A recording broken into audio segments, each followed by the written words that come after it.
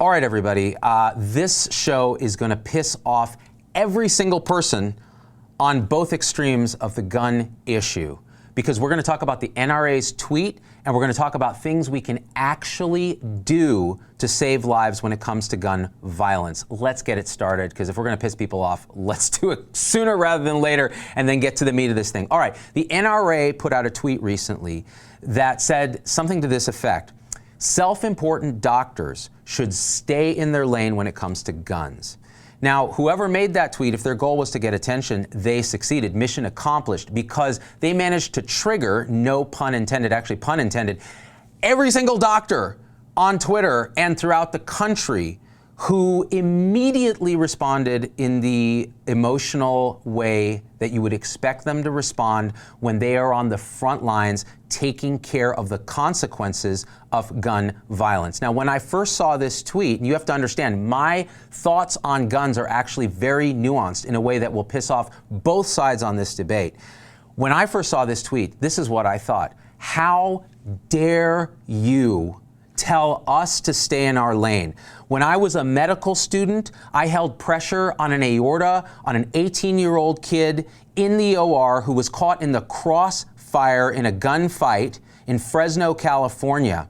He went into the OR awake, conversing. We put him to sleep. They couldn't stop the bleeding in the OR because the damage was too extensive from this particular type of ammunition, and he died on the table with my thumb on his aorta. If you don't think that's causing PTSD for frontline healthcare providers, I was in the emergency department as a resident at Stanford, and a woman came in, the victim of a gunshot wound from a spouse in a domestic violence dispute. We had to crack open her chest, and I massaged her heart, and she died. And there's the bullet. Now, if you don't think that's going to trigger us to stay in our lane, are you fucking kidding me, NRA? If your goal was to piss off people who deal with the consequences, who pick up the mess that results from gun violence, well, hey, you did it, okay? So that's the emotional response that tweet triggered in frontline healthcare practitioners, okay? A lot of us have literally PTSD from dealing with gunshot violence, gun violence. Now, here's the thing.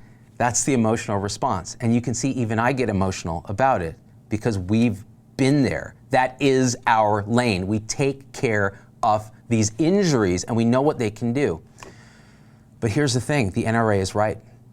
They're absolutely right when they say a lot of physicians do not understand the first thing about firearms. They do not understand why anyone would want to own a gun. And they're making these pronouncements from an emotionally biased way, and even when they study it and look at research, they might be cherry-picking studies to support their pre-existing hypothesis, which is guns should be banned. And the truth is, I grew up in Clovis, California, rural Central Valley, California. It was a culture of owning guns because you lived in the rural areas. The cops were not going to get to your house in time to save you if there was an intruder. So you had a weapon. You hunted, you knew how to take care of guns, and you deeply respected the Second Amendment, which is the right to bear arms. And I understood that because it came from a moral palette of valuing liberty versus oppression. And this is an important thing to understand in people who really care about firearm ownership. And there are a lot of doctors who are members of the NRA who care about this. If you read Sam Harris's piece, The Riddle of the Gun, if you're absolutely opposed to guns, read that piece, and I'll put a link in because it will open your eyes to a little broader understanding of the firearm issue. There are 300 million guns in this country. You're not going to get rid of them. And there are 1 million Americans for whom gun ownership is the primary most important thing. And again, it comes from a moral palette of liberty versus oppression. When your moral palette is focused on care versus harm, we talked about this in another show, of course you're going to say, just ban weapons. It just doesn't work that way. It's more complicated than that. And if you don't understand why people would want to own weapons, then I think it's very hard to talk rationally. We need to look at both sides of this. We need to respect where the other side is coming from. And I think physicians and the NRA and responsible gun owners should work together to come up with sensible evidence-based, which means we have to study it. You cannot suppress the science, but you have to study it in the correct, balanced way.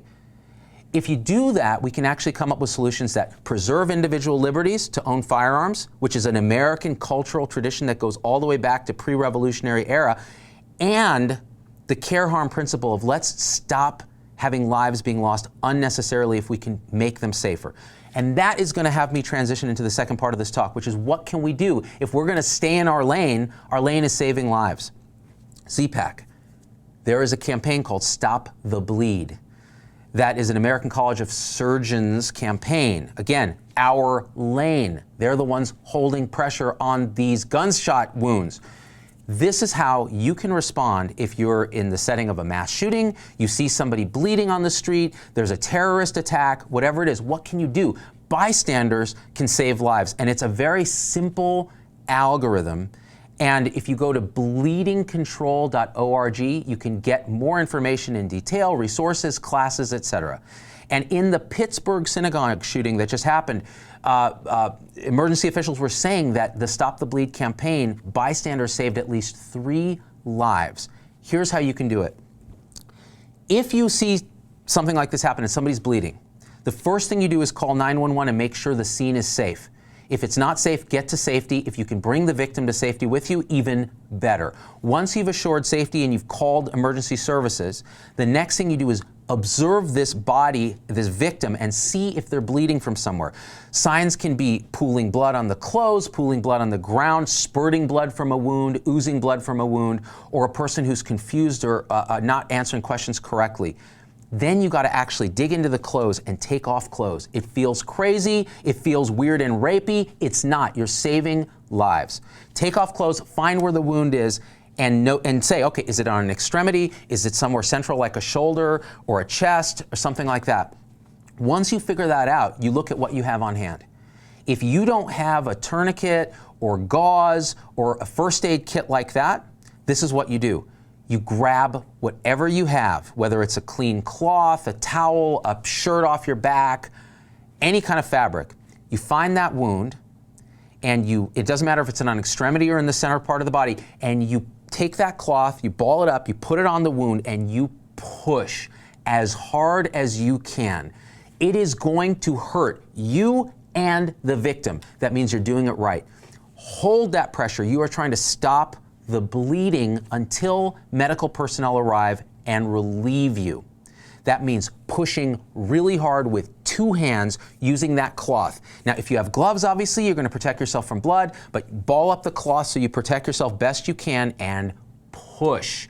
If the wound is very deep, shove that clean cloth into the wound as far as you can and then push with 2 hands. Now, if you have a tourniquet, and this is a CAT, combat application tourniquet. It's a special type, which we'll talk about, but any tourniquet will do.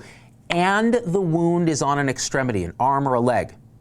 This is what you do. 1 to 2 inches above where the wound is, you apply the tourniquet. Now, the one exception is you do not put the tourniquet on a joint. It won't work. Put it just above the joint.